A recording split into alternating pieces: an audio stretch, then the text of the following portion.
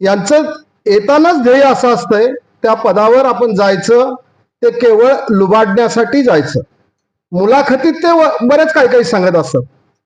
आम्ही mock interview घेतोय सगळ्या विद्यार्थ्यांचे. ज्या वेळेला सिलेक्शनला मुख्य परीक्षा पास झाल्यानंतर ते मुलाखतीला जाणार असतात तेव्हा आम्ही घ्यायचो.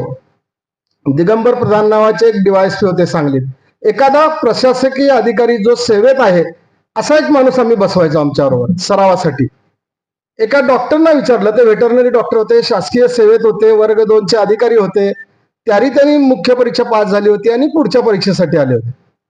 त्यांना दिगंबर प्रधानाने विचारलं की तुम्ही सध्या सेवेत आहात, शासकीय सेवेत आहात, वर्ग 2चे अधिकारी आहात, मग तुम्हाला परत MPSC द्यावी का वाटली? तर त्यांनी सांगितलं की सर मला महसूल मध्ये यायचं आहे.